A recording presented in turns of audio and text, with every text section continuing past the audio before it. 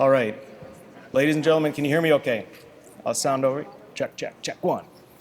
All right. Thank you very much for coming out today. Appreciate it very much. My name is Rick Becker. I'm a representative from District 7, Bismarck.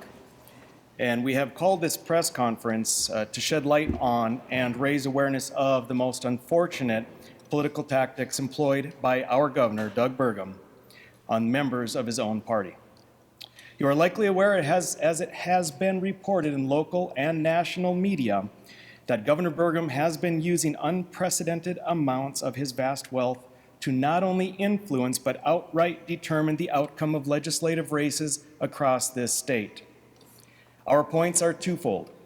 It is improper, and it is likely illegal. First, his actions are unseemly, improper, and an affront to the people of North Dakota. By influencing these elections, he is subverting the separations of power of the branches of government and the checks and balances therein, things that we respect and cherish. His lack of transparency in this matter is a slap in the face to North Dakotans. He refuses to be forthcoming on who he is helping, who he is opposing, and what his goals are with legislative races. He is undermining the process of our representative government, in most cases, by executing a plan to defeat the very candidates who were endorsed by their districts. Everyday conservative North Dakotans used their time and money to support candidates and rally them to endorsement victories, only to have Governor Burgum swoop in with his millions of dollars to undo what they accomplished. He is the de facto head of the state Republican Party, yet his actions are damaging the Republican Party as a whole, and in particular diminish the efforts of local grassroots Republicans. His actions absolutely are improper and unbecoming to the governor's office. As to the legality, I direct you to Article 5, Section 10 of the North Dakota State Constitution, which says, in part, a governor who threatens any member that the governor will remove any person or persons from office or position with intent in any manner to influence the action of that member must be punished in the manner now or that may hereafter be provided by law. First, we know it is a breach of the intent of the Constitution. In North Dakota, the governor's office was designed to be fairly weak, giving more power to the North Dakota legislature, thereby keeping power closer to the people. The intent of Section 10 is that legislators must be free of coercion, menace, and threats from the governor so as to avoid any undue influence. The governor's actions are so broad and so impactful that they do indeed constitute a threat to legislators. He formed a multi-candidate committee, the Dakota Leadership PAC, and staffed it with people directly loyal to him. He then self-funded it to the tune of $4.7 million of his own wealth.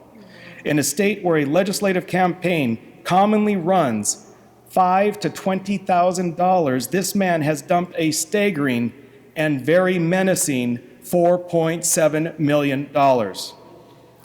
In 2020, Governor Burgum used this influence to go after conservatives. He was fairly successful, including unseating Representative Jeff Delzer, the powerful chair of appropriations. When unusual circumstances put Representative Delzer back in, Governor Burgum, blind to the unsavoriness of his ambitions, took it to the state Supreme Court at taxpayer expense to get Representative Delzer removed again, but he failed. Once again, Governor Burgum is now attempting to unseat the chair of House Appropriations. The governor's PAC, hanging ominously over the head of every legislator, with its millions of dollars to be used against them if they fall out of favor, in no uncertain terms goes against the intent and design of the North Dakota State Constitution. But is it illegal?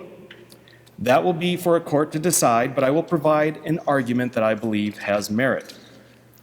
The standard that must be met is whether, by his actions, the governor has threatened legislators with an intent to influence their actions. Certainly, if the governor made a blanket statement that he will unseat any legislators that stand in the way of his vision, that he will unseat them, it would be meeting that threshold. We therefore know that the threat need not be constrained to a specific topic or bill or action. The question therefore hinges on whether there is a bona fide threat. The governor, you may or may not know, routinely texts, calls, and meets with legislators in an attempt to sway their vote. That's the way things work.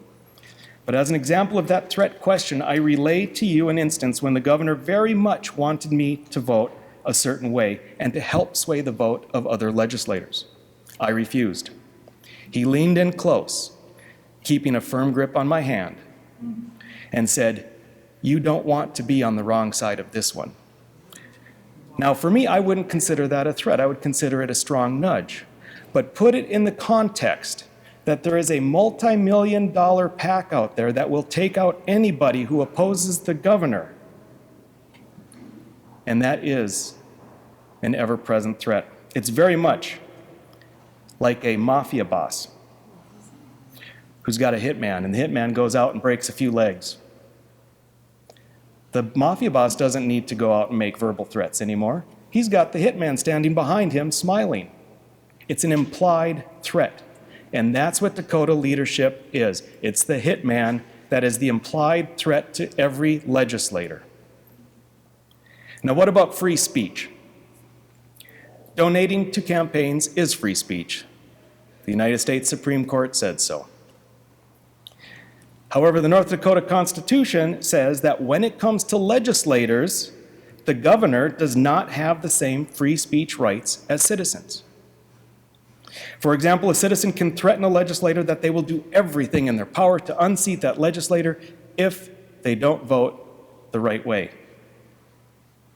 But the governor is prohibited from doing that. So let there be no question, the North Dakota Constitution does not give the governor the same free speech rights as a regular citizen. I believe, for me, the governor does have the right to make a small contribution to favored candidates as an expression of his free speech. However, when instead the contribution funds a PAC with amounts more than the entire budget of any given campaign, his actions move from free speech to threatening speech. The actions of the governor, blind and deaf to the proper functioning of a healthy republic, evoke the specter of elite authoritarianism. The citizens of North Dakota deserve much better. We demand that the governor stop now. We demand that he respects his party and, more importantly, respects the citizens of North Dakota. Thank you.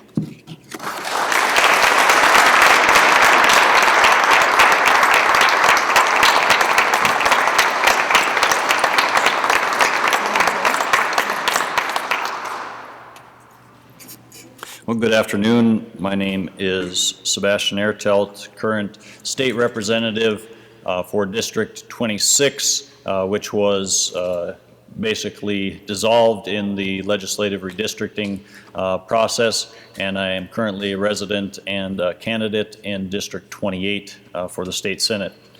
So good afternoon to my fellow legislators, both here and in the audience, candidates for public office, members of the press, and the people of the great state of North Dakota. Over 130 years ago, the framers of our state constitution, much like those of the Constitution of the United States, put in place safeguards against tyrants.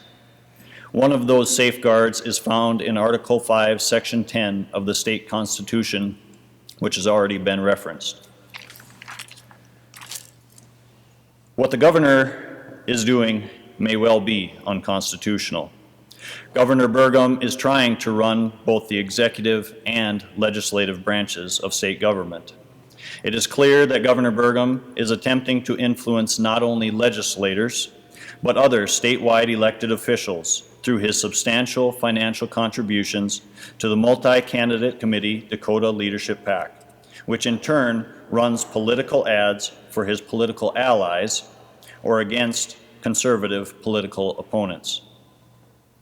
This has a tremendous chilling effect on the independence of the legislative process.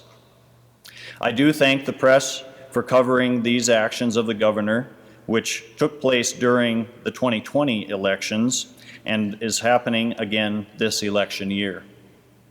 The freedom of the press is also meant to safeguard the people against tyrants. In the 2021 regular session, I introduced House Bill 1496 to increase transparency of political expenditures by requiring reporting of who and how much is spent for or against a candidate or ballot measure.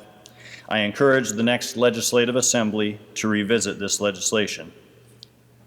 The governor, via the Dakota Leadership Pact, is interfering in the legislative race in my own legislative district, 28, where I am seeking the state Senate seat.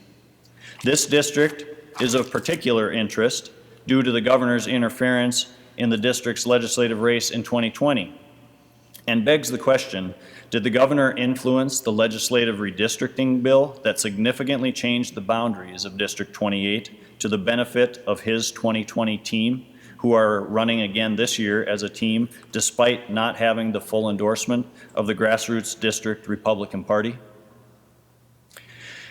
Not only are the governor's actions unethical relative to his capacity as governor, but also in his capacity as executive committee member of the North Dakota Republican Party. The Country Club Republicans are trying to silence the grassroots Republicans. Leading by bad example, the governor has influenced the North Dakota Republican Party State Chairman Perry Schaefer and several district party chairmen to either withhold support of endorsed candidates or provide support to unendorsed candidates, including North Dakota Republican Party District 28 Chairman Bart Schott. I call on these individuals to resign immediately. In total, there are 14 legislative districts with contested Republican primary races, 7 for the Senate and 13 for the House. These include the districts of 3, 7, 8, 15, 19, 20, 24, 25, 28, 31, 33, 35, 39, and 47. I urge the people to look at who is paying for political advertising in these races and to reject the governor's election interference through the Dakota Leadership PAC in these districts and any statewide races or ballot measures. I also call on Governor Burgum to stop this interference in our elections and undermining of our constitutional republic, which calls for a separation of powers. I further call on the Dakota Leadership PAC to return the financial contributions from Governor Burgum. Finally, it is up to you. You decide. You decide who will represent you, not the Dakota Leadership PAC and not Governor Burgum.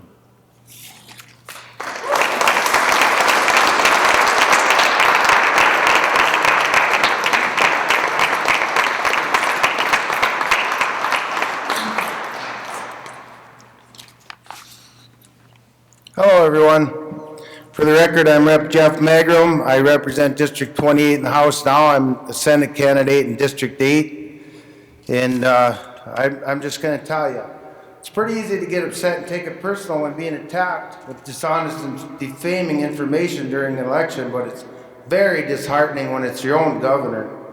There's a reason that Article 5, Section 10 was put in our North Dakota State Constitution.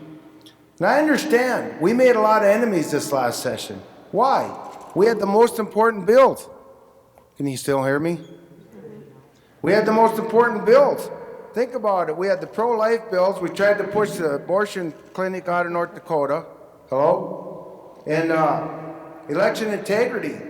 I had the Zuckerberg bill, and my fellow conservatives, we stopped outside money from coming into North Dakota to influence our elections. We had the Stand Your Ground legislation that was very successful. Now, the Stand Your Ground, it allows you to not have to run and hide if a criminal is attacking you anywhere in the state of North Dakota. We sponsored several bills. If we had support from the establishment, we could have lowered property taxes, either at least by half or more, using money that's in the bank. We had a bill to make the state health officer an elective position. We had the term limits bill. Term limits. Can you hear me now? We had the term limits bill that would have limited terms for legislators and the governor. We had the prohibition on vaccine mandates and vaccine passports. Isn't that what the people wanted, right? We did that. We worked for you guys.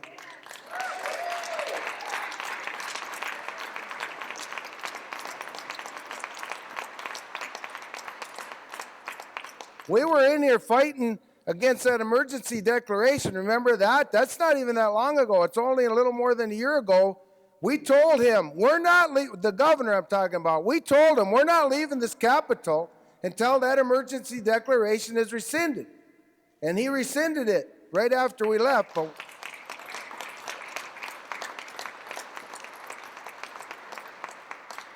we were the ones fighting when he had the small businesses shut down. Remember that? Small businesses telling them what hours they could have, what capacities they could have. We were the ones that got legal action was going to happen, but he backed down and then he opened them up. But it wasn't for the conservative legislators, us standing here as well as many others, fighting for the people. And now, guess what? We're being targeted. And so the one that the governor vetoed, remember the mask bill, Jeff? Representative Hoverson, he had the gala. We had a lot of people. Scott Hennon there was running the deal.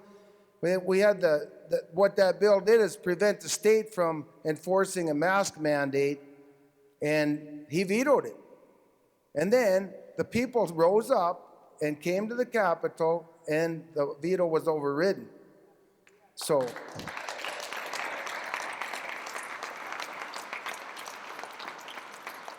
I mean, we were working, we were listening to the people and doing what you wanted, and now Representative Hoverson, Representative Ertelt, and I are being targeted with what? Hate mail. It's literally hate mail. There's a century code called 16.104-10. Look it up. It talks about using false information to defame people, and that is a real law, but we're not going to get into that because that's not the point. But this hate mail, really, I mean, people campaign to say, we're going to cut the budget, we're going to go work. Well, we did. We campaigned for cutting the budget. We're at record spending levels by far. And then we go and we tell them, well, we're spending too much money on these budget bills. So we try to reduce that. And then in the National Guard one, what was really offensive is they were going to cut first responders' equipment by $500,000. But yet they're record spending. And I said, I can't support that. And so now all of a sudden I'm against the National Guard? What an insult.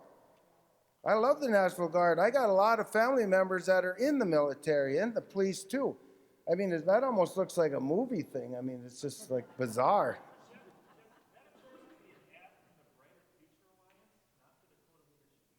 Oh, well, that's pretty well, we don't know where that money's coming from. I think people have been trying to find out, but that's dark money, so we can't find that money. But I think it's odd that they're targeting the same legislators as the Dakota Leadership PAC. But anyway, so that was my thing on the budget bills. My supporters have always wanted me to be a fiscal hawk, so when I vote no, I'm seeing things in these bills that are pork. So that's why I vote against them. It's not because I don't support any of these organizations, because that's all false.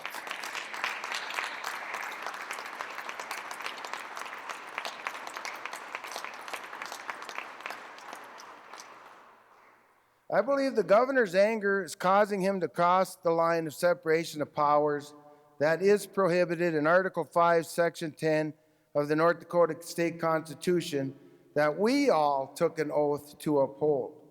How can I honestly say that I support the military if I don't stand up to this abuse of power right here in our own state?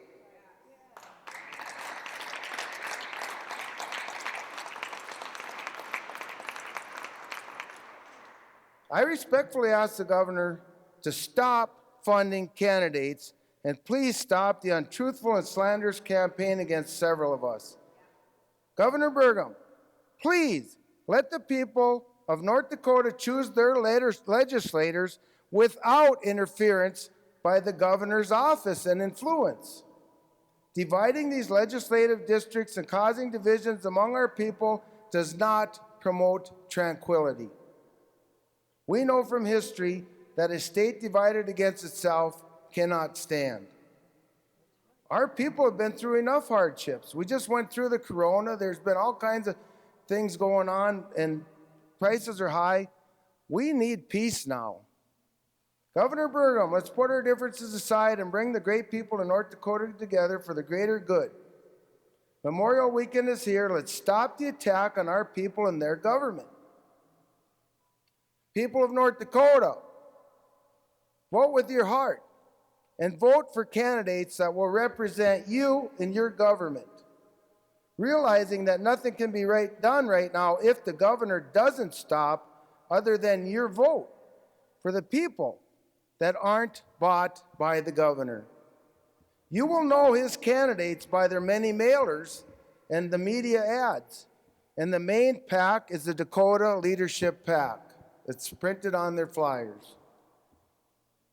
Are we not a government of the people, by the people, and for the people anymore?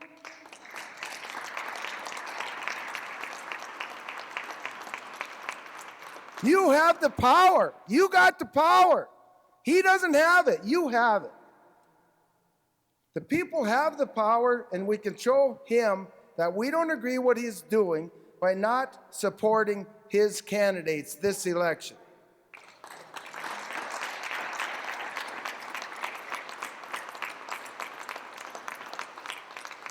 Let's show the governor who's boss.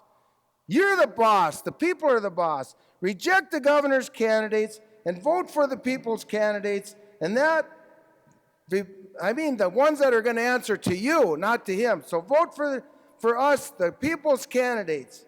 God bless all of you.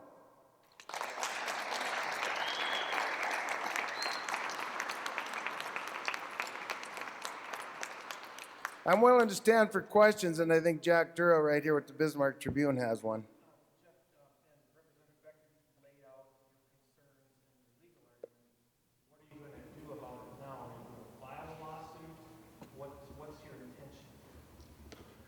I personally am hoping that he just respects the people in this state and stop trying to be a tyrant and dominating over everybody. And that's what I would hope for, that he just stops. Jack, I would say that based on us coming forth in this manner, we're giving the governor an opportunity to do the right thing. Should that not happen, we'll have to review our options.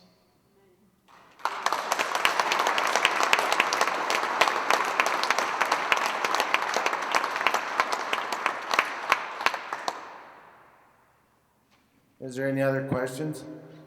Hi, I'm Julie with Beck News. Where does the Ethics Committee stand on all of this? Are they involved at all?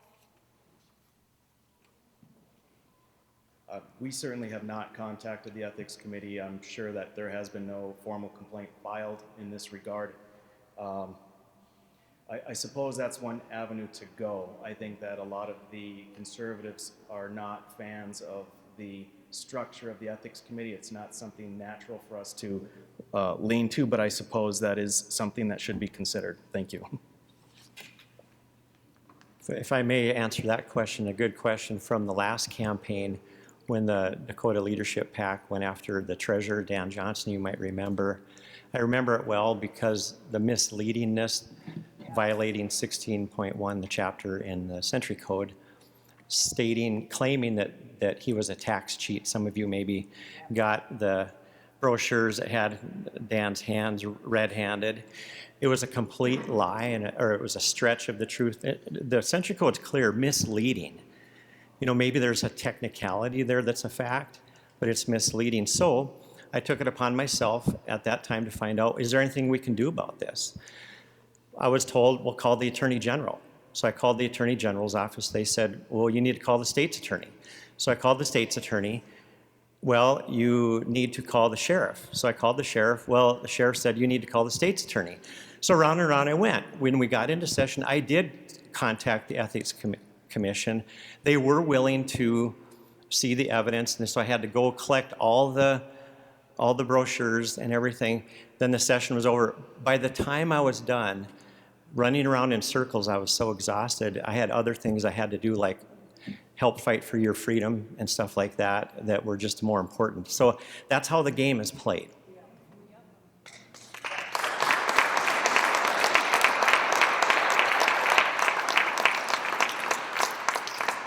Go ahead, Tom. Well, I'm not a reporter, but there's one question that I have really been wondering. As Governor Burgum, of all the governors of North Dakota, is he the first one to do this? Has any research been done in that area that any other governor has done that? The chairman of, the district chairman of District 29 and I met with Senator Hogan, and I asked that question of him, and his response was, in his memory, he could not think of any of the most recent governors that have done what Burgum is doing right now. Well, I don't have the end-all answer. My understanding, it has not been done in this manner. This is a very in-your-face approach. And certainly, politics is a slimy business. There's no doubt in my mind that in the past, governors have been strongly influential, but they have not been so bold as to just come out and essentially give the obvious appearance of controlling elections.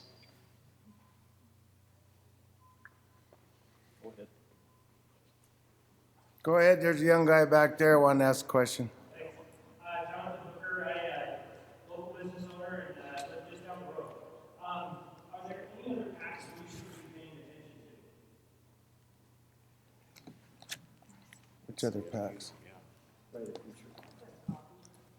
The Brighter Future PAC is, we call it the Darker Future PAC because they're all about darkness. And then you have the Dakota Leadership PAC, which is the governor's PAC, right? The Dakota Leadership. And so they're working in conjunction. Every mailer that they send out all their mailers together, like they just one right after the next. You get one of these for the opposition, and then you get one of these hits, like in my particular district. They'll send out one for the governor's guys and one for the one against the people's guys. They want to try to take over the government that way. I mean, it's definitely an attack on, but yeah, they continually send them out. It's their Dakota. These are all the Dakota Leadership PAC. Jeff, that one appears to be paid for by Dave Neary. There is one he paid for, but then this one here says right here, paid for by Dakota Leadership PAC. Nate Martindale, treasurer, right there. That's the governor's PAC. So if you support the governor, then you'll vote for his guys in this PAC, but then he'll have total control of the government. We have 3 separate branches of government for a reason. There's a checks and balance that way. If you have the executive branch taking over the legislative branch, the people don't have a voice. We are the people's branch. We are the ones supposed to be working for the people directly. So if he takes control of the people's branch, the people have no voice. Because you have the executive branch, and then you have the Supreme Court, the legislative, you have legislative, I'm getting flustered here. Judicial branch. So you have 3 branches.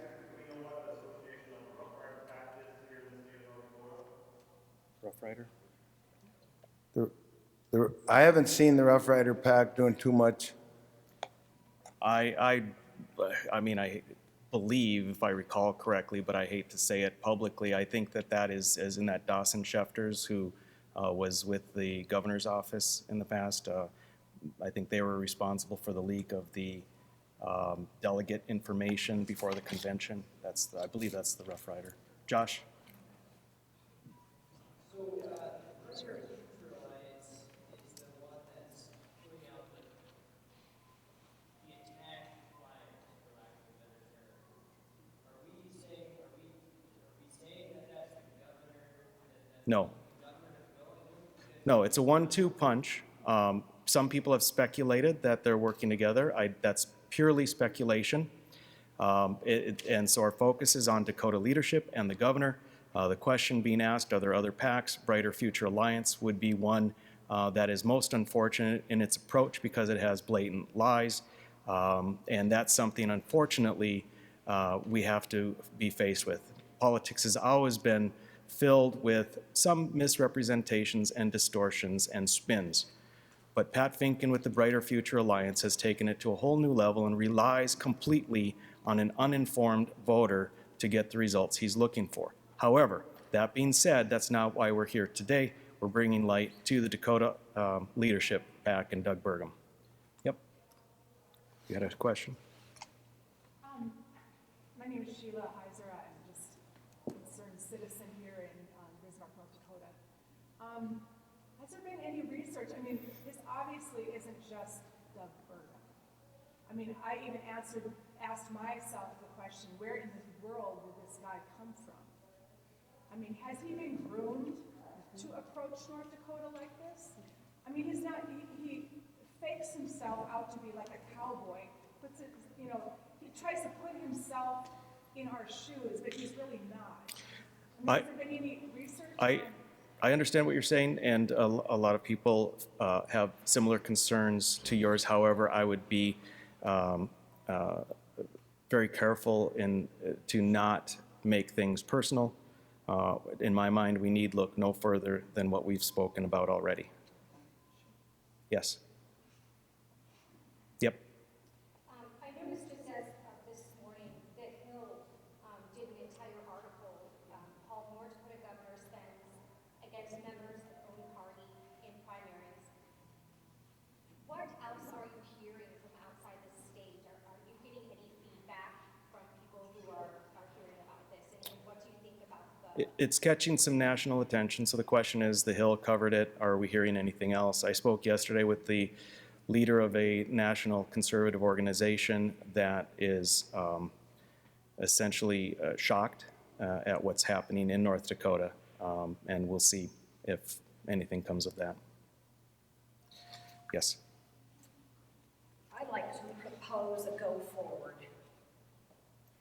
In 1966, Ronald Reagan, when he was campaigning for governor of California, he had an 11th commandment. And to our Republican Party of North Dakota, it is time we adopt this. Thou shalt not speak ill of any fellow Republican.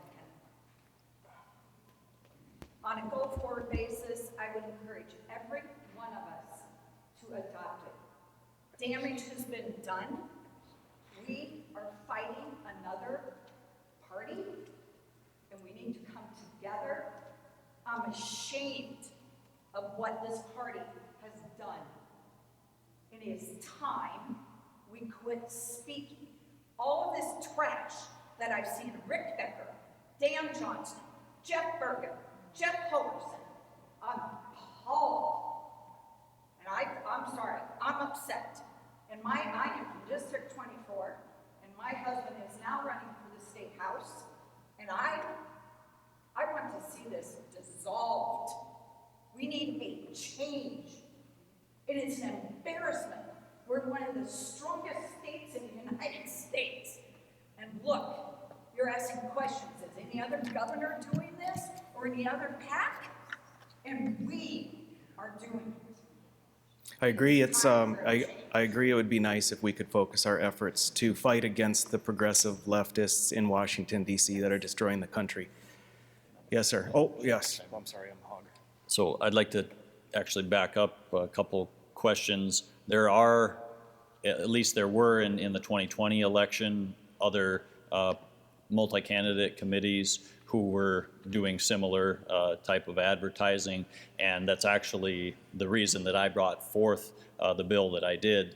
It was actually not targeted at the governor's, the Dakota Leadership PAC at the time, because I had not received that myself, but there were other multi-candidate committees at it, so I don't remember the names of them offhand, but I'd certainly be willing to look that up for anybody who's interested. And as far as not speaking ill of anyone else in your particular party, I want to say that I am happy to defend my voting record, but I think where the candidates up here or legislators are drawing the line is when you get into actual violations of the law and misleading attacks and outright lies. That's where the line needs to be drawn, and the main reason that we are here is because of the governor's involvement in the legislative process in elections. So.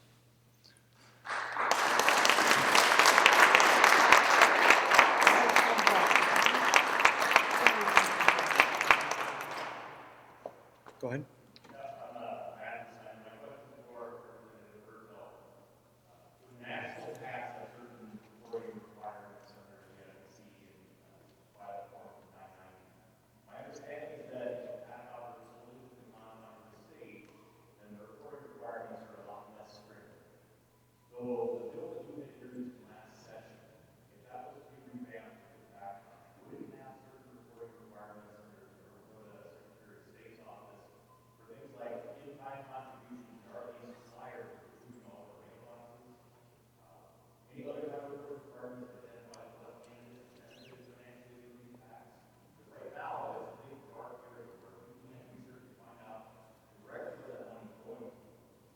Yeah, so again, the bill that I had introduced, it did not address all types of entities that may do political advertising. It was focused on the candidates themselves, multi-candidate committees, single candidate committees, ballot measure committees, et cetera.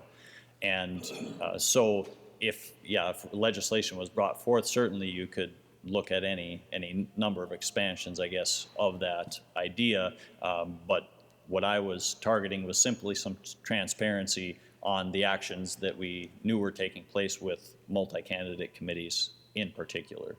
And I did want to mention, I mean, he just made mention of the Secretary of State's website, because I think there was some question about, where we find this information. And if you go to the Secretary of State's website, it's sos.nd.gov. And on the left-hand side of that site, you can find some campaign finance disclosure, and you can search by candidate or by committee, et cetera.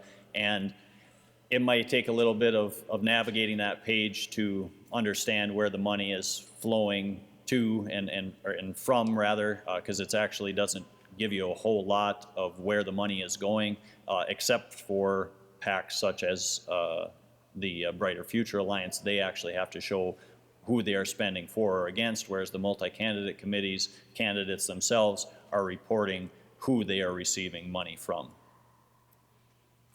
Yes, Tom? Yeah, I just want to add to the statement that was made a little bit ago about Ronald Reagan in 1980. I think it was 1980, saying you should not say anything ill of a fellow Republican. I really believe Ronald Reagan would have a hard time saying that today in 2020.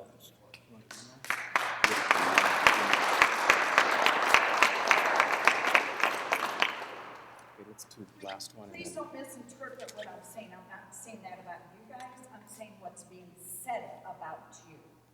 Okay? It's what the flyers that are going out that are being said. The lies that are saying about you gentlemen. If there are any last media questions, we can take those, and then if people still want to talk, we can mingle about if you'd like, but I hate for things to take longer than necessary. Any media questions? Yes, Josh? Yeah, so the Dakota Leadership PAC gave the money to Jessica Bell and Dave Erie. They don't always necessarily agree with the governor. In fact, Bell, voted with you on mask mandates. Is there any bigger issues that you'd like to focus on? Absolutely. Well, there are many issues, and we wouldn't expect that anyone being supported or opposed is 100% with or against. If you're looking at some big picture things, frankly, I would be looking at carbon sequestration and storage, and who's going to play ball with that. That's why you have John Hoeven and Doug Burgum coming together. perhaps an unlikely pair. But that's where the money trail is going to lead. That's why you've got different entities all gearing up to support the same people. So the goal is we've got a new frontier in North Dakota called CO2. And what they want is a legislature that will do what will enact their vision. All right, thank you, everyone. Yep, thanks.